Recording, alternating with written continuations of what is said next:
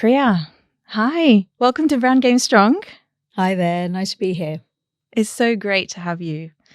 I must say, I was thinking about this on the way here, and I was thinking that in the last few years, I feel like we've seen such a, surge of people on social media. Mm-hmm. And sometimes you just don't know the level of credibility somebody has because they have X number of followers or whatever.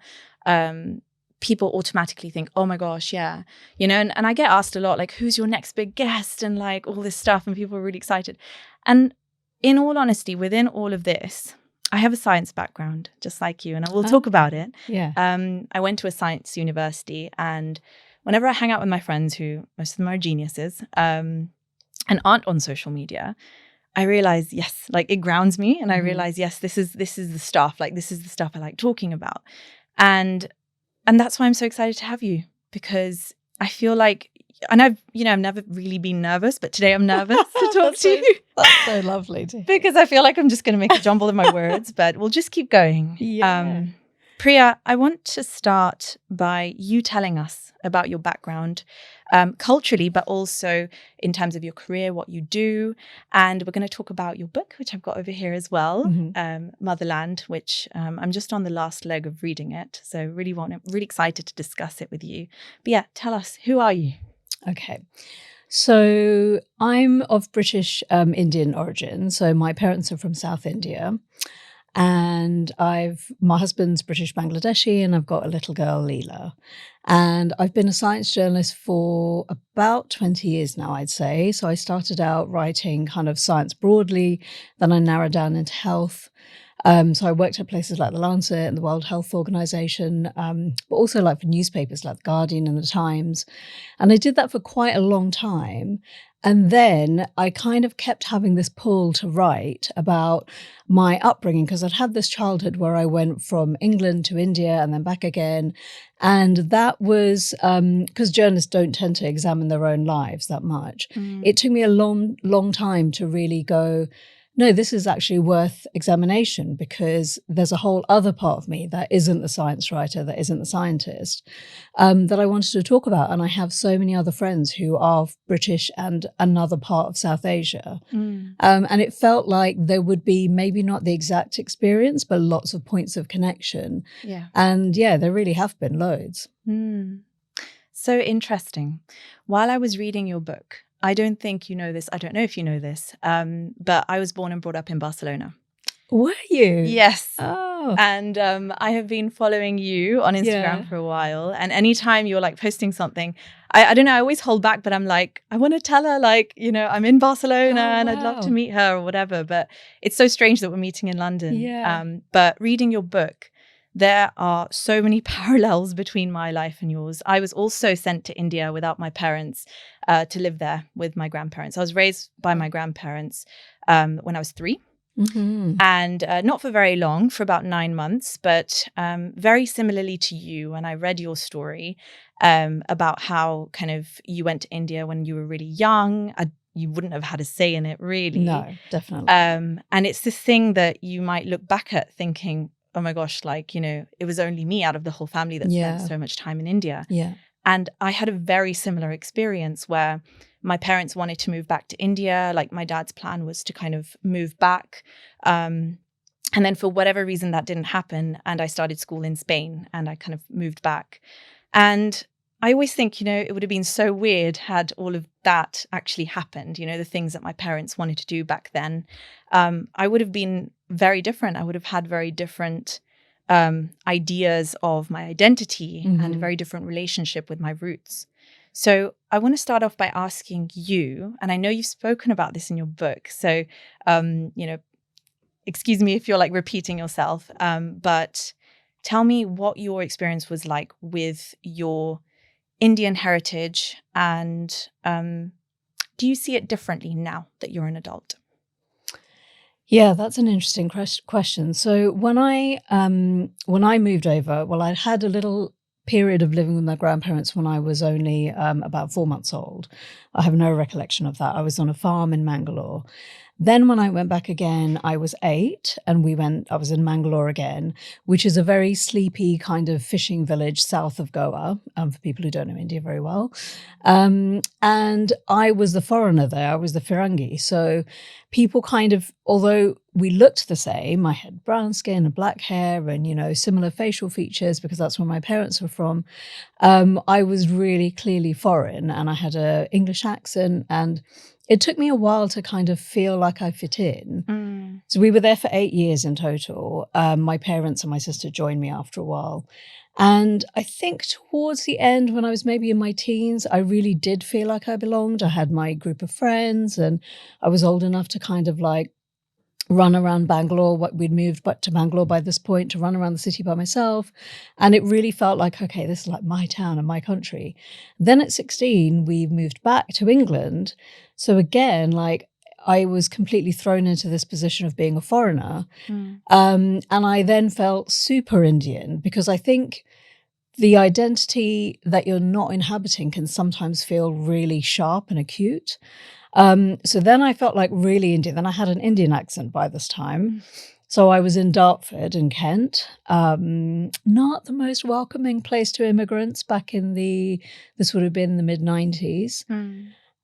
So it was a really complex thing. It just felt like wherever I went, these two halves of me, one half was maybe not really welcome. Yeah. And so I did what lots of immigrant kids do. I kind of assimilated in that I completely dropped my accent. And kids can do this like within days, I think. They just they're chameleon, like they just change how they are. And I just really wanted to not forget India, but I think I just needed to compartmentalize and just park it because I think kids are also really good at survival. So you know exactly what you need to do. Then I went to university in London and there were more British Asians and Asians as in who would like come over from India or Pakistan or wherever. So I felt also because London's so much more multicultural, I kind of felt a bit more at peace. But I think I just flip-flopped a lot like over the years. And I do remember in my 20s feeling particularly homesick and I would like get on a flight to India maybe like, I think probably at that point once a year, sometimes with my parents, sometimes just by myself because I had loads of cousins still in India who I was really close with. And it felt like it would just kind of like fill up this cup of something that I needed that I couldn't identify because in your 20s, you're still figuring out your own identity in so many other ways anyway. And then in my 30s, I think I thought I'd kind of got it. But then I became a mum in my late 30s, and then that kind of changed everything again because my daughter now wasn't going to have the same ethnic makeup as me. She's part British Indian and part British Bangladeshi, and has grown up her entire life like in European countries. So it really was like in the way that my parents and I didn't have the same sort of approach to being Indian, I guess. Me and my daughter also have a slightly different inevitably we feel differently about our identities. Yeah. If you don't mind me asking, what is your mother tongue and what is the mother tongue of your partner? So my mother tongue is Tulu. It's a It's a verbal, non-written language. There is no script even really. And my husband's is Bengali. I've always wondered this as kind of the generation that we belong to, which is, we're a lot closer to our, I guess, Indian roots, but also have learned to, like you said, assimilate and adapt in the Western country that we've grown up in. Have you instilled, I guess, those languages in Leela, in your daughter? And have you thought about it actively? So when I was growing up, because my parents were really conscious that they didn't want me to, at that time, I think this was, the kind of like 70s, 80s, it was thought that if you taught kids too many languages, they'd get confused. So they didn't speak to me in what is their mother tongue. So I really only grew up speaking English. When I then moved to India, I did learn it, but not ever really to speak fluently. So I understand it perfectly. But when I try and speak it, it sounds foreign. And my husband is fluent in Bengali, but because he has also a complicated relationship with Bangladesh and his family and all of that, he never really wanted to speak it to Leela, even though I really wanted him to.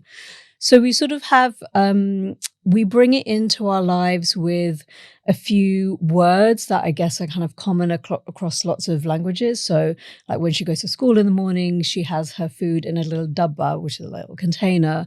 Or she puts on her chappals when she goes to the beach. And, you know, so those words I think are just part of our language anyway, or are the way we speak English when I'm speaking with my husband, or my sister or whoever. And so there are those little words. And that's unfortunately as much as I can do. I wish I could speak more Tulu, more Kannada, more Hindi, you know, to her. And I wish he would speak Bengali. But then the thing is, language is so emotive and has such a connection with how you feel about your identity that I couldn't really force him to speak it to her when for him it didn't feel natural. Absolutely. Yeah. And I'm not a mum, and reading this book made me think of how I might be as a future mum if and when I choose to have kids. And the big thing for me is language, because similarly to you, my mother tongue is Sindhi. And I don't really speak it very well at all. Like, I'll say a few words and I'll try and impress my grandma. Yeah. But honestly, my grandma's on WhatsApp and she'll like send me all these videos on YouTube about how like Sindhi's a dying language. And it is actually. It's very much a kind of dying culture, and it's a shame. Now with the rise of social media, it's changing because there are a lot of pages now like going back into teaching Sindhi and kind of trying to make it more relatable. But there's a certain amount of guilt and shame, and it's not just in the language, it's also in the cooking. Like, there's a lot of things that, you know, my maternal grandma passed away like 10 years ago. She was one of like the best cook that I've ever known, or whose food I've eaten. And I feel like a lot of that has kind of trickled down into my mum's cooking. I don't really cook that much, so I'm killing it single-handedly with my, you know, just lack of cooking. So there's a lot of shame that comes with that, because if and when I were to become a mum, what would I teach my kid about their culture, you know? And your book talks about that a lot, because I think you've gone through this whole like, you know, thought process with it, and every single phase of your kind of parenting journey has been, oh, but what does this mean for like our culture, and what am I teaching my daughter? And I don't know, it's just like a warm hug reading that, and kind of like reassuring, knowing that we're all a bit of a mess when it comes to this. It is really complicated, isn't it? Because there are times, I mean, so I do cook. Well, my husband is a really good cook, and I tend to get really lazy and let him cook. But I have a similar feeling where, I mean, there are like, I don't know if I cook super Mangalorean dishes. I do cook like fish curries, more or less the way my mum makes them, vegetable dishes and things. But some of the other cooking is just way too involved. Like, it involves like mixers and grinders, and, you know, and I just don't really have the time for it. Well, what I do is in Barcelona, there's a South Indian dosa place. So I do take my kid there, so she knows and likes, and she knows what she likes and doesn't like between idlis and dosas and those like really South Indian foods. So that's sort of like my shortcut, I guess, because I'm not making those at home.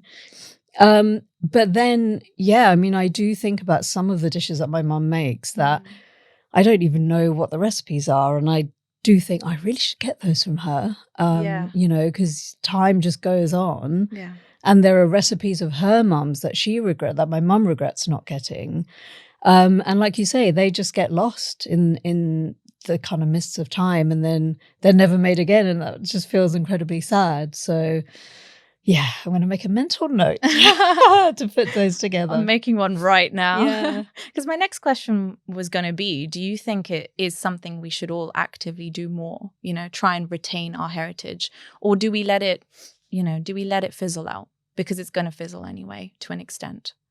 I think, I mean, so through history and just through time in general, like human beings like keep what they want, what they really cherish. Yeah.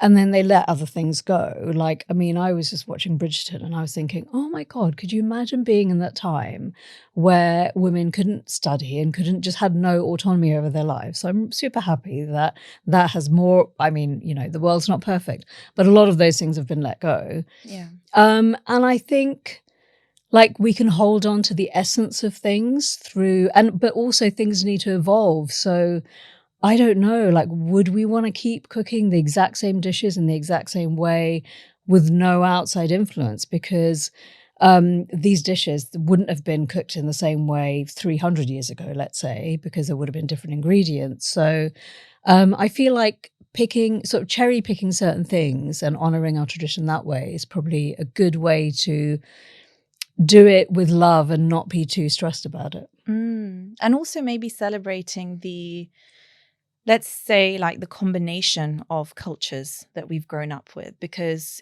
it will be that, you know, the way that my mum makes traditional Indian food because she grew up in India in her formative years won't be the same way that I cook my Indian food, where I might want to infuse it with like some Spanish, you know, flavors or Mediterranean flavors. So is it that, you know, the way that we perceive our heritage is actually just going to evolve with time rather than dissipate, you know? I think so. And also because, let's say, if you did have a kid, then your kid would have, like, your heritage that you're passing on is slightly altered and slightly different. So you do have Spanish influences as well. So I think... Yeah, I think evolution is always a good thing. And I think being creative, especially with things like food, I think is always a good thing. Having said that, when I sometimes eat like really old-fashioned Mangalorean recipes, I love it because, I mean, I just don't get them very often, really. What's your favorite thing that you grew up eating in Mangalore or Bangalore? I would say dosas probably. Dosas and like a masala dosa with like really spicy potatoes inside, yeah. Is it the same in Chennai dosa? It's not bad, you know. It's not bad. The chutney's a bit, but It's my parents' favorite restaurant. Yeah, it's really good.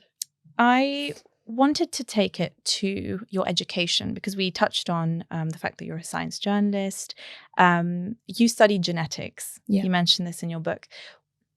I want to talk about, you know, race and genetics because actually that chapter was absolutely fascinating in your book. What actually spurred you on to study this subject?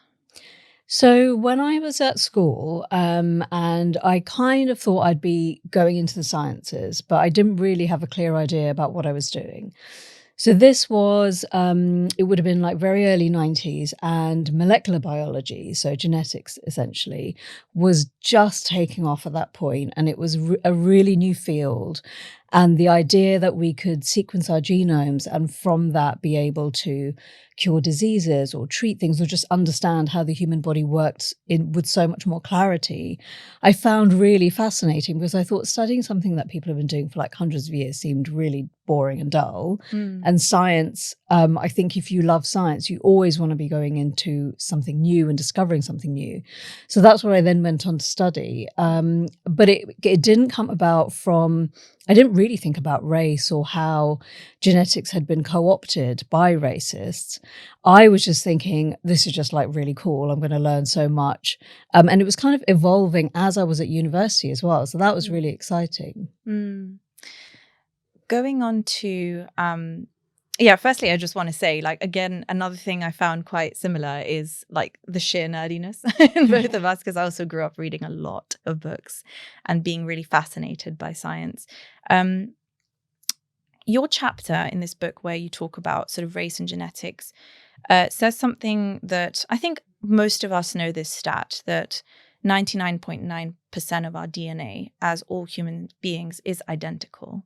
So where does the racism come from? Where do the differences come from? How, knowing this fact and knowing it in so much detail because you've studied it, and also being aware of the kind of things that happen in the world, you know, the systemic oppression, the white supremacy, the racism that all of us have faced, you know, being of not a Caucasian skin tone, living in the West. How have you protected your mental health during this, you know, like learning journey and discovering journey, especially as a mother? I think because, I mean, science as a whole, not just genetics, has always been corrupted and twisted by pretty much everyone else. So politicians who talk about, for example, during the pandemic, there was so much that scientists knew. There was so much information that was available really early on, and it wasn't communicated because there were other political interests at play. And so the kind of purity of the science, I feel like, has never really probably ever been at the forefront. It eventually does shine through. But and a lot of, as we saw with the pandemic, ignorance just has such a huge role to play as well. So what I think I really found interesting is people who are sort of well-intentioned might think, oh, well, people just don't know any different, or they're uneducated, or whatever it is. I think actually sometimes people really do know that there isn't actually. I don't know how many people really believe some of the things that used to be and probably still are believed about different races having different intelligences and so on. I don't know. I'm not convinced that people genuinely believe that. I think it's just a tool of white supremacy, because you see the same with casteism in India and different castes.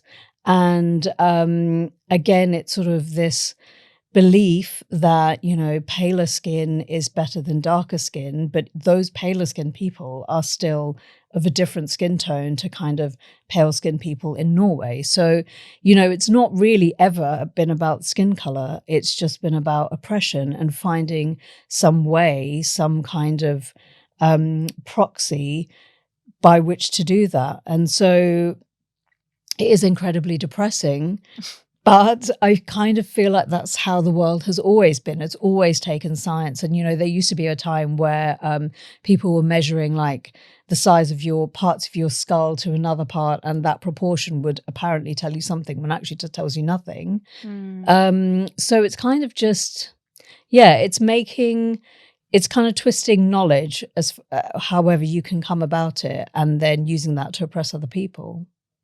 Do you think inherently as human beings we are wired to see the differences within each other? Or are we more wired to see similarities, but we have been indoctrinated to see differences more?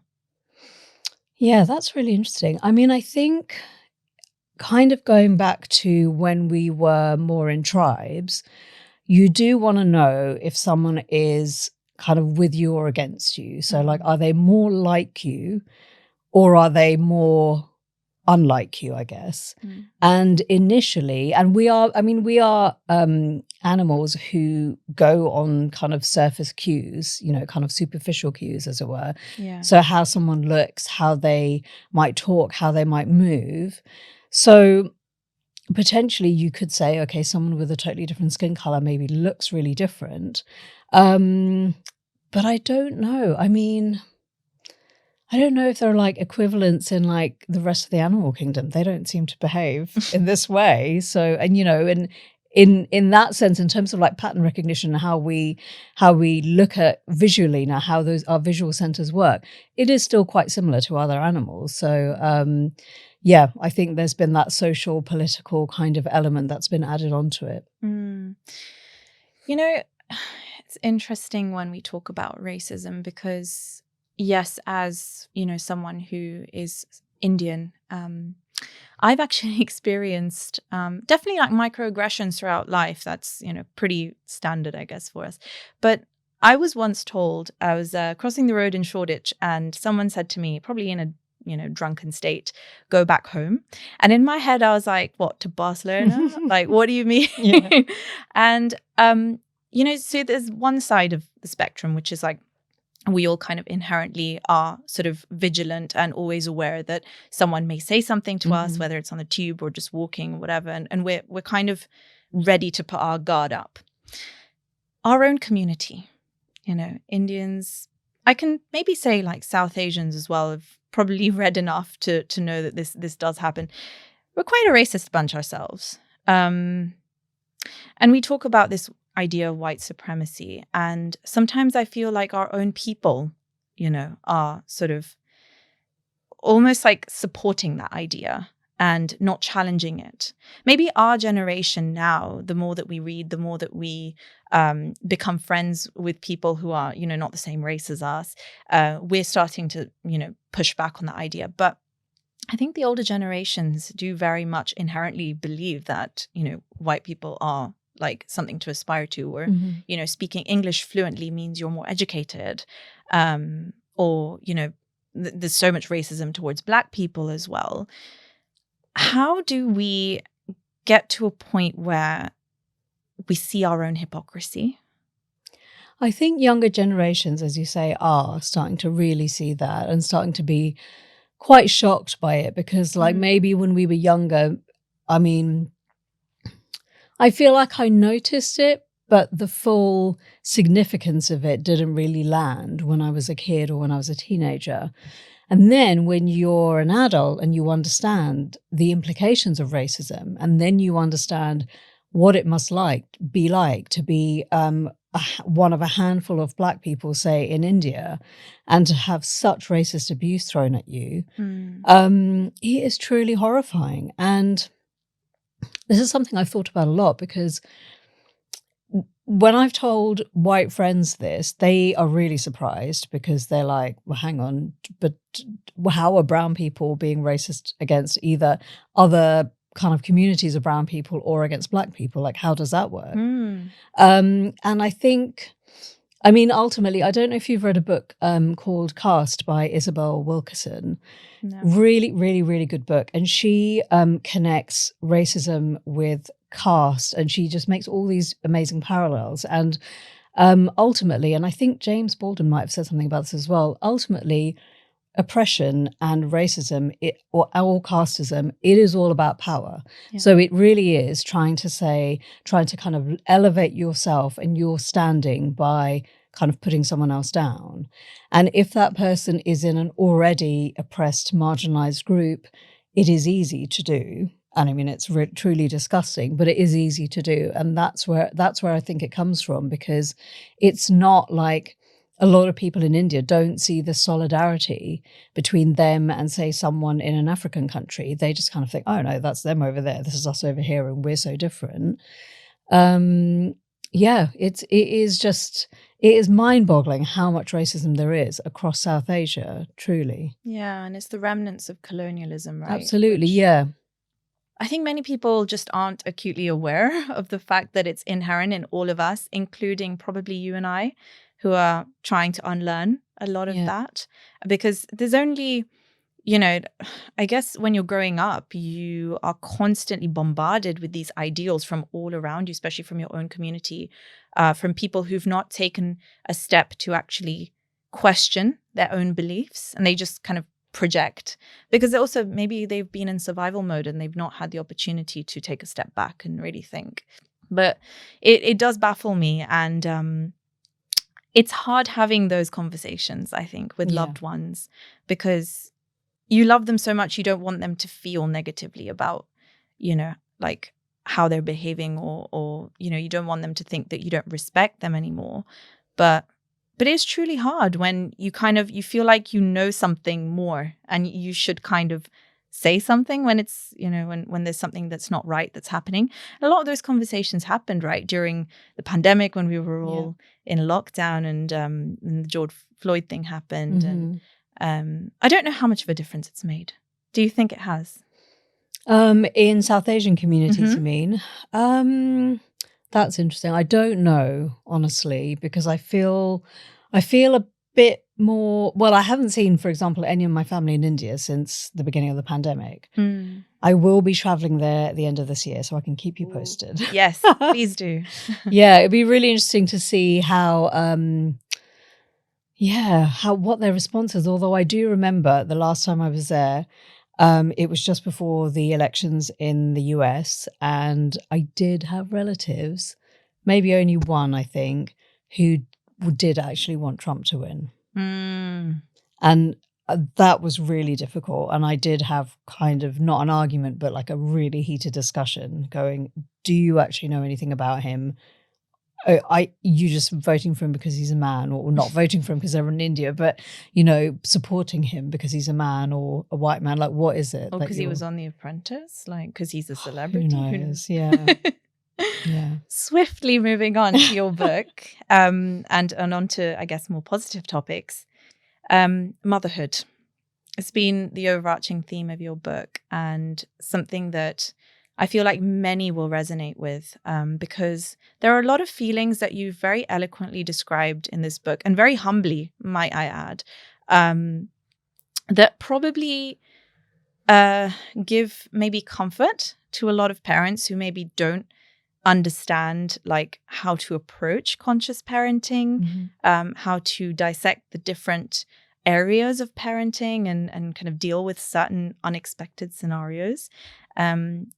I think you described parenting as, it's very interestingly, where it was kind of like you're very much thrown into the deep end every second, like you don't know what's going to happen. It's this like cute little thing that you've made, but then you also like, it makes you question so much about yourself. I wanted to ask you, firstly, how did becoming a mum to Leela change your own perception of parenting? Because I know you talk about there were things that maybe you grew up with that you were rejecting or saying that, no, I don't want to be like that as a parent. What have you found yourself mirroring in the way that your mum's raised you, maybe, and your dad? And is there something you've not mentioned in the book that since you've written it, you've thought, oh, maybe I should have put that in, but, it didn't quite make it into the final copy?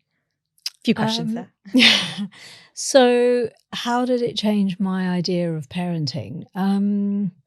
I think I didn't quite know how I was going to take to parenting, because all that people had told me was, oh, it's nothing like you. It's unlike anything you have ever experienced. And I was like, okay, that's still not really, I didn't know if I would be exactly like my mom or whether I'd be the complete opposite. And I had kind of intentionally, I guess, wanted to be somewhere between the two.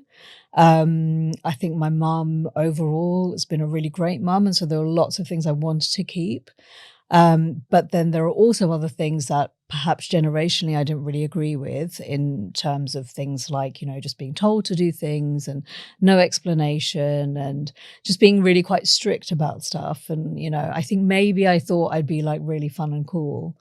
And actually, I don't think I am. I think maybe the difference with, say, me and my mum is that no, actually, I'll go back to something that I thought was really unexpected. I didn't expect to have as much fun as I do with my kid, because she's really fun, really great company. And we have great chats as we're going, like walking to school in the morning, or I pick her up. And I didn't really expect that, because I don't think anyone had told me, or if they had, I wasn't really listening. I must have been paying attention to something else, some other aspect of motherhood. And I don't know, like I only have, I've only got one kid. I've got two older stepkids, but they were older anyway. They weren't babies when they came into my life. So I've kind of only got the experience of day-to-day parenting with Leela. And so, yeah, I didn't really expect for her to like make me laugh as often as she does. And that's like a huge bonus. I think, maybe more strict than I thought I would be, because I kind of saw that actually kids do respond to boundaries, like I think all human beings do, actually. They do like to know where they stand. They do like to know what's going on. And so where I differ from, like, say, my mum or my aunties is I will try, and my husband does this as well, like we try and explain things to her as much as we can so she knows what's going on, like what's coming up in the week even. I don't know if we always get it right. And then the thing is that sometimes you tell a kid something and then they've got like 1,000 other questions. So sometimes I don't really have time to say we're going here on Saturday and then spend half an hour like answering stuff about it. So I have to just shut it down. And yeah, it's been quite a ride. It's been great overall.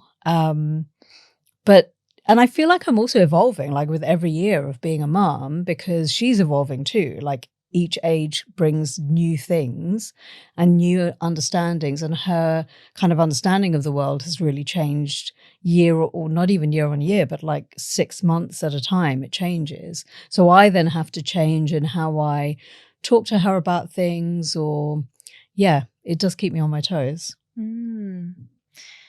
It sounds like quite the roller coaster. Yeah, I think it can be. And I think the thing is that like kids when they're young, so Leela's about to turn 9, every few months their brains are going through this like whole new phase of development, and all of these new synapses are kind of being created. So there's a lot going on for kids. So I think probably the thing that tests me the most is trying to be patient, like at all times, even when, you know, she's really frustrating me, or she's frustrated and she can't articulate it. I think trying to be patient is probably a skill I've maybe developed that I don't think I had. I don't think I was super patient before I became a mum, but I've kind of had to be, because otherwise it's just me losing my temper or shouting, which I really don't like. And it's not fun for her either. So yeah, it's very up and down, I'd say, with kids. And going to the last bit of that question, which was, is there anything that you've not mentioned in the book that you wish you had mentioned now, or anything that maybe springs to mind that, you know, in hindsight, you'd like to add? I feel like maybe there are things about how I have conversations with Leela that I think I touched on a little bit in the book, but maybe not as much. And so these are like conversations about, they could be things like really kind of big weighty things like race and racism and identity. And those are some of the things I talk about in the book. But there are also things like, because she's a girl, I've talked to her about periods, and I've talked to her about like in a couple of years, I think in Spain it's probably mandatory that they get the HPV vaccine. Those sorts of things. And also, again, although kids in general are at risk of things like disordered eating, girls are much higher risk. So I've had to sort of try and broach things like that. And the way that I've done that is I had no role model really for doing this, because my mum either kind of wasn't with me, or we just didn't talk about stuff like that. Like, I mean, my period chat with my mum was, I think, like a minute long. That was it. That was like one chat. And so, and not because like she's pretty open. It wasn't like a cultural thing. I think it was just her not really understanding or realizing maybe what information I needed, because she didn't get much at all. So she thought, like, compared to her, like childhood, she was doing great, and she was. But like with Leela, especially because I have a science background, I kind of explain things to her like a bit more, like what is actually happening in the body, which maybe not like every parent wants to do. But like for me, that's my natural kind of way of talking about these things, I guess, is because kids are super curious, especially about the human body. Of course. And they really want to know, like, why do you bleed when you have a period? It sounds so wild and insane to a kid, but actually if you explain it, they do kind of get it. Yeah, it takes me back to when I had my first period, and it didn't really look like the way that they showed it in science class, and where it was blue, probably. like in the adverts. I didn't have a single conversation with my mum. I don't remember having one about periods, or I don't remember her sitting me down. And I think it was also because, like you said, I don't think she had that conversation with her mum. And she also had she has a sister, and so maybe like between them they figured it out. But I had absolutely nobody to talk to about it. So I was very confused the first time it happened. I was like, is this meant to be my period? I'm not really sure, because it doesn't, I don't know. And then there was a lot of shame involved, a lot of like skirting around the edges, like, how do I tell my mum this? I remember very vividly. So I would see my mum buy pads, and in Spain they have this thing called alas, right? The wings. Yeah. And I thought it was some sort of like cool thing. I was like, what are these wings you're buying? Like, what are you doing? Is it like a fairy? I don't know. And my mum always laughs at that, because she's like, yeah, you had no idea. And I'm like, well, you didn't help either. Yeah. How did you have the periods chat with Leela? So I think I probably started talking to her maybe about a year ago, because I think, so the school she goes to is really small. So she knows like girls from younger classes and older ones quite well as well. And there's a girl like maybe about a year or so older than her, the only one in her class who had started her period. So I thought this was like a good way to kind of talk about it. So, and also she'd seen me buying tampons and stuff like that, and had been really curious to know what they were. So I started off just literally explaining that, you know, once a month, if I said your body tries to make like a hotel for a baby. And if no one comes to that hotel, then, you know, it has to just be chucked away and made again. And she was like, okay. And then like, you know, because kids can only take in like so much information at one time. And then like, as I've kind of like gone on, I've explained things to her that, so she knows more, I mean, I don't know, she knows that there's like an egg and a sperm and they come together and start making the beginnings of a baby. But I've told her things like that all the eggs that a girl has, she has them when she is a baby. So inside her mother, so like the egg that made Leela was actually inside me, inside my mum, like this Russian doll kind of thing. And that I just try and like pick on bits of information like that she would find really interesting, which are scientifically accurate, but also, I mean, because I'm also a nerd like you, I find it really fascinating. And so, yeah, things like that. And then the other day I remember saying to her, because when I was pregnant, I had this NHS app that would say things like, now your baby's the size of a chia seed. Now it's the size of a blueberry. And then it goes on and she's like, why is it always food? And I was like, I don't know. It just always was.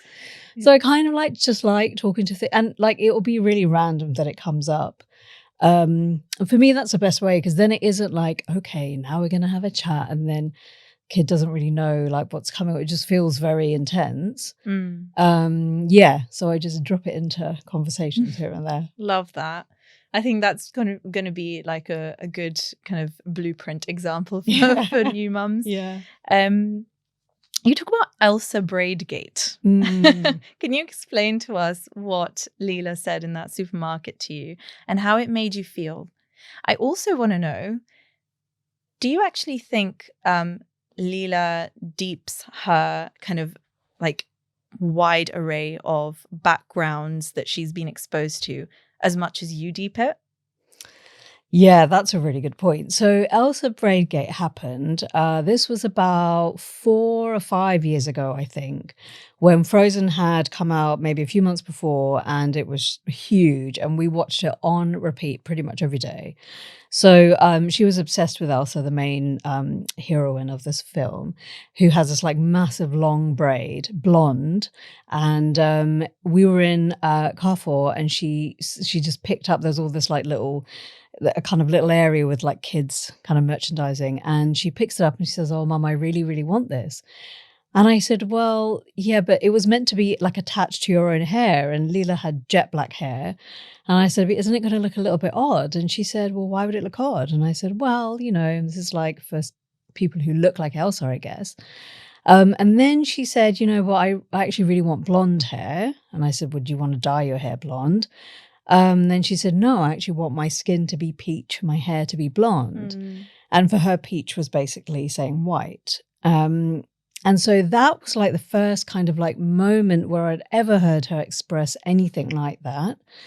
But that age, I've heard from friends who've told me that their kids, when they expressed anything like that, was around that age, because that's the age where kids kind of like their consciousness sort of expands to beyond just them.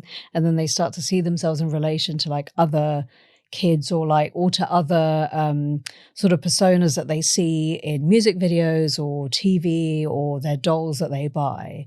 So she was starting to have this understanding that her skin wasn't like these kind of beautiful sort of characters that she was really, that she really admired. And so I guess it was like for her a really simple thing of going, oh, well, her skin's white, so that's what I want to look like then. Yeah.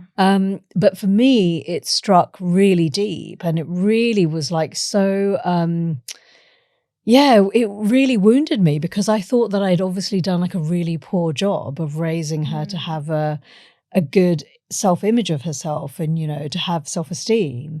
And so then I thought, okay, I kind of need to course correct here. And so then started showing her Disney films that had like Aladdin, for example, or Mulan, who had princesses still, which I don't know if I fully agree with the Disney model, but they look different. They looked a little more like Leela, or a little bit closer, I guess, to her skin color.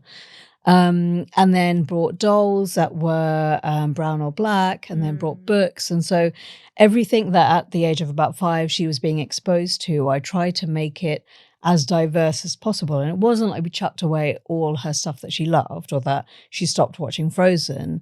I just brought in the other stuff as well, because I do think like the diversity of it is important. I don't think you can be exclusionary one way or another. Yeah, and then we started talking to her a bit more about India and a bit more about Bangladesh, and and so the culmination of all of that is then taking her to India this year. Exciting times. I'm really looking forward to like hearing from you what her experience is like, and what it is like for you as well, in a post-COVID world. And you'd think we'd all be more, just, I don't want to use the W word, but woke. Yeah. It's interesting. I watched The Little Mermaid last week, and the protagonist is black. I think Halle Bailey is the name, and a lot of people were furious when they realized Ariel was black. I thought it was so cool. I was like, gosh, I cried so much in that film. Like, not only because it was so nostalgic and, the music and everything, but it genuinely, there were so many moments where I was just like, wow, like I'm actually witnessing this, it's pretty cool. And in a world of, Princess and the Frog, and you've got Never Have I Ever, and all these shows that are, trying to be mainstream. I wouldn't say they're as mainstream as, say, like a Frozen, where you have like, Elsa and Anna, who are both white. I really hope that it does evolve with time. You did mention, though, in the book that kind of Leela sort of, isn't always maybe aware of the fact that, maybe the implications of being brown, living in Spain, because I, like you, have spent a lot of time in Barcelona, and I know what it's like in terms of representation. Like, the only sort of South Asian faces you really see around you are the people that are selling mojitos on the beach, or it's people who run the corner shops, or it's people who run the tourist shops on Las Ramblas. Half of them are my community or my cousins. Yeah. And in a world like that, it's actually the only sort of South Asian people I interact with in Barcelona that are strangers are people trying to sell me something, or like creepy men. One man once played Kuch Kuch Hota Hai while I was in Plaza Catalunya waiting for the metro. And just like, he was 2 meters away and he just saw me and he started playing uncomfortable. it. Yeah. And that I've grown up with that. Yeah. And I've grown up feeling like I'm not good enough, like I'm not cool enough, I'm not worthy enough. And the only identity I really had was my grades. It was the nerdiness in me that, was the thing I held on to, because it was the one thing no one could take away. How does Leela react to, being in this kind of environment? Is she even aware of it? Are you even aware of it? Yeah, so she really is now. I mean, I was always aware of it when we moved, and aware that it wasn't super multicultural. It doesn't feel racial tensions in Barcelona and Spain in general are not, well, they're different. There is racism there for sure. It's almost like it doesn't feel as intense somehow walking around somewhere like Barcelona. And it's hard to pinpoint, but I would imagine it's because brown and black people are not in positions of power. Yeah. And so there is actually nothing really to threaten the status quo. And so Leela is really aware of it. She is aware of her skin color. She tells me that she really loves it now. And, we were talking about body image the other day for another one of my little casual chats. But she's so kind of attuned, I think, to people who are brown or black, that like the other day there were these 2 women walking kind of in front of us, and both of them had like really long, beautiful braids, the exact same super dark, really beautiful skin color, and the same height. And she clocked them. And I think if you are a person of color, you always subconsciously clock people around you. Yeah. And she sort of ran ahead of me, so that she was running almost kind of in front of them, like with just so much like interest to like go and like check them out. And then she came running back to me and I said, like, what was that about? Like, and she just said, oh, I just was so curious to see whether they were like twins or did they look like twins but she was so captivated by these two women. And it did make me think, oh, I need to bring you to London more often. Yeah. So yeah, I'm really curious. For example, I mean, she hasn't, because my parents live in Kent, we don't come into London that often. But I am curious to take her to like a big city like Bangalore or Mumbai and just have her be surrounded by brown people. And I'm just going to film it all, just like see how she reacts to that without trying to like impose my own feelings on it and just let her kind of, react and feel as she wants. It's so funny, isn't it? Because I think if that same scenario had happened, say in Mumbai, I'm sure everyone would have been running to see it, look at their hair. And it's I guess it's the novelty or just the lack of exposure, right? The way that I guess we've got exposure in London, but then we've also got other issues. And I think like you talk about as well in the book, which is are you going to pick, exposure to lots of different cultures, or are you going to pick a better quality of life? Like, which one is it? Because you can't always have both. When Leela, or if Leela decides to have her own children, what would you say to her? What would you want her to be like when she's a mother, or if she becomes a mother? And what would you tell her not to do from maybe things that you might have done? Yeah.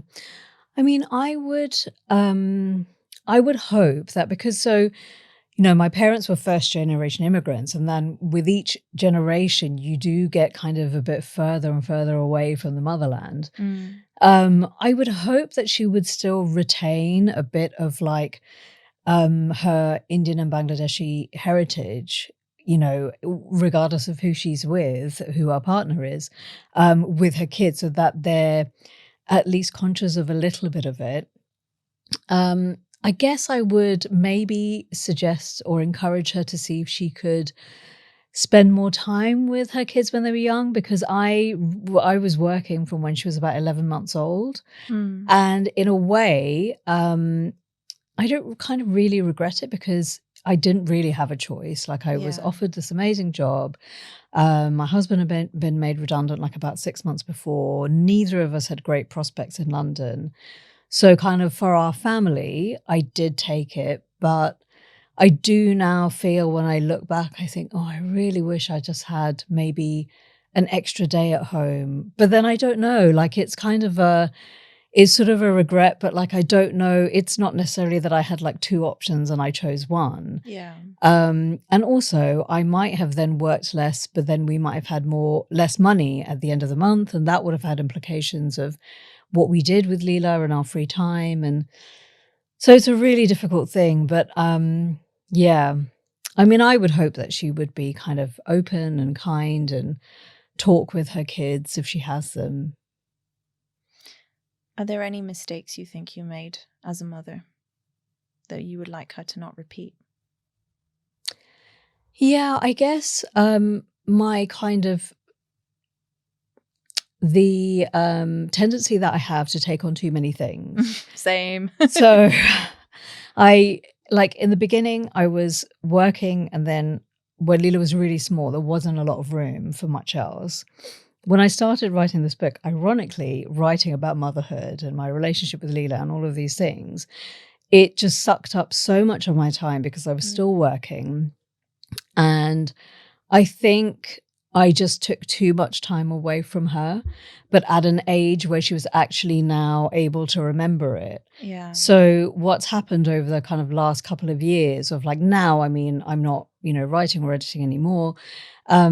But I think there's still a part of her that is, I don't know if clingy is the word, but she just kind of like is much more concerned if I change my plans with her than she is like with my husband, because I think my husband's consistently been there. He was a primary carer when I was working, when she was young. So I feel like she just feels secure that he'll always be there. But I think there is a bit of her, also because I travel for work, that she's never quite sure if I'm going to like disappear for a week or 2 weeks or... And I think maybe what I would have done now, if I could go back to kind of a couple of years ago, is actually just work at a slower pace Yeah. and then make sure that I had more time with her. Yeah. Yeah. It sounds like a bit of separation anxiety. Yeah, absolutely. I think that's what it is. Yeah. So the idea to write this book, where did that come from? At what point did you decide you needed to write this?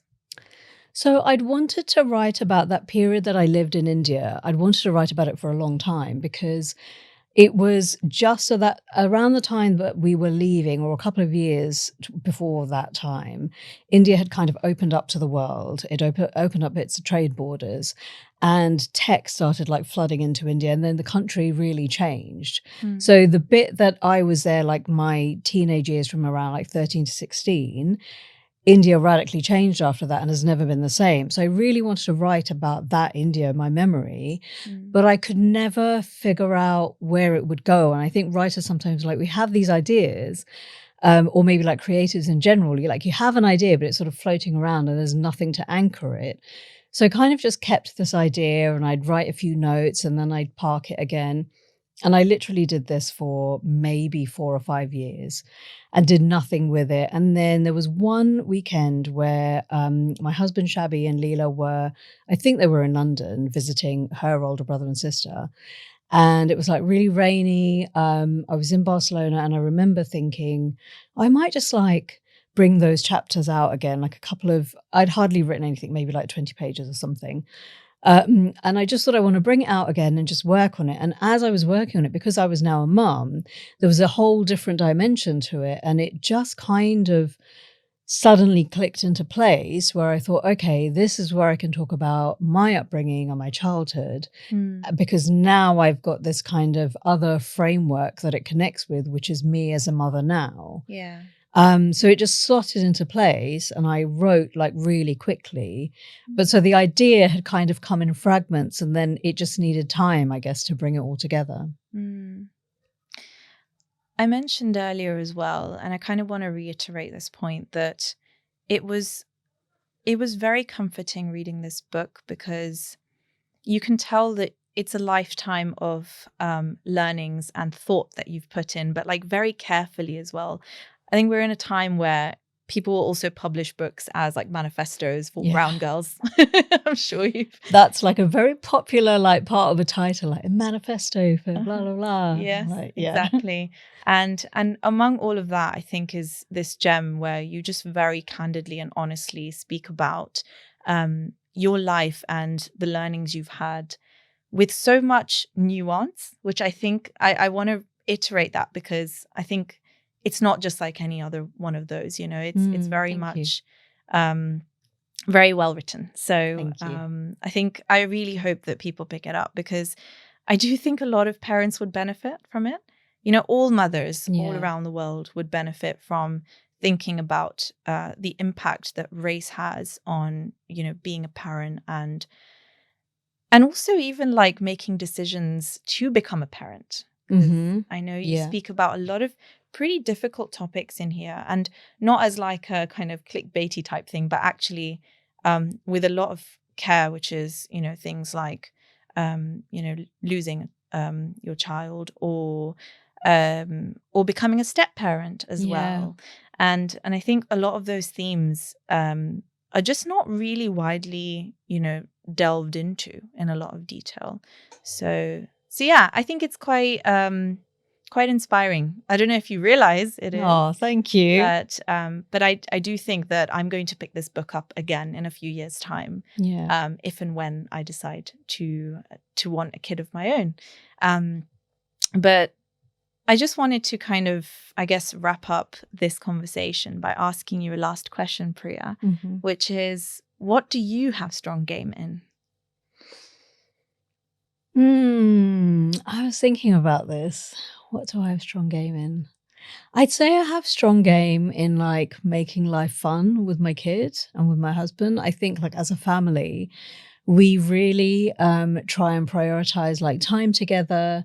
and but also just having fun with each other, because I feel like when you have a small kid, it can feel can feel like this endless like checklist of like this to do, uniform to wash, and blah, blah, blah, blah, blah, blah. But actually, life is like super unpredictable, and you don't actually know which way it's going to go from day to day. And so, and I think this is also something that I've picked up from my husband. Like, we just try and make things as fun and entertaining and just not boring as possible. And light as well. Yeah. There should be lightness, because there is so much darkness in the world. Yeah.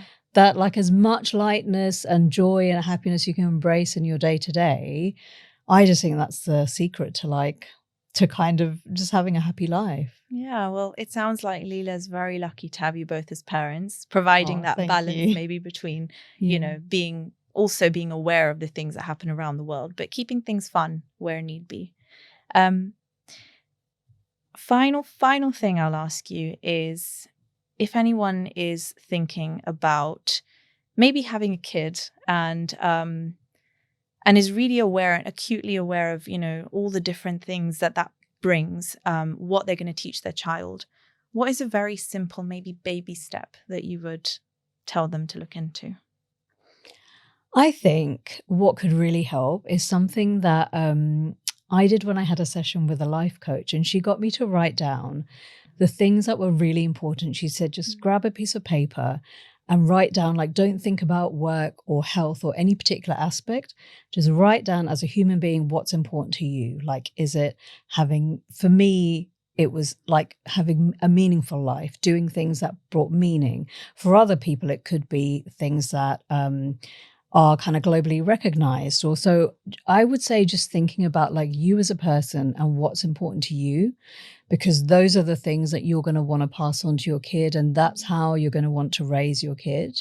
And actually what's important to you will inevitably be what's important to your kid initially, because they kind of become a bit of a mirror image of you. So yeah, just kind of like tapping into your own values and the things that you really believe in, because everyone has a view, right? Everyone has a view on what you should do and how you should raise kids, or, what you teach them, what you don't. But ultimately, if you're the parent, you're their universe. And so you just have to be true to what you genuinely, authentically believe. I think that's a great place to wrap it up for today. But I just wanted to thank you again, Priya, for coming all the way from Spain. Yeah. Oh, it's a pleasure. And I wish you all the best in, putting this book out there. I really hope people pick it up and read it. I think it's a very important book to read, and very digestible as well, because there's some really heavy literature and content out there sometimes when it comes to race and identity. Yeah. And yeah, for whatever else you go on to write and all the work that you're doing, I wish you all the success for it. And I hope more people kind of get to hear you speak and learn from you. Thank you so much. It's been great. Thank you.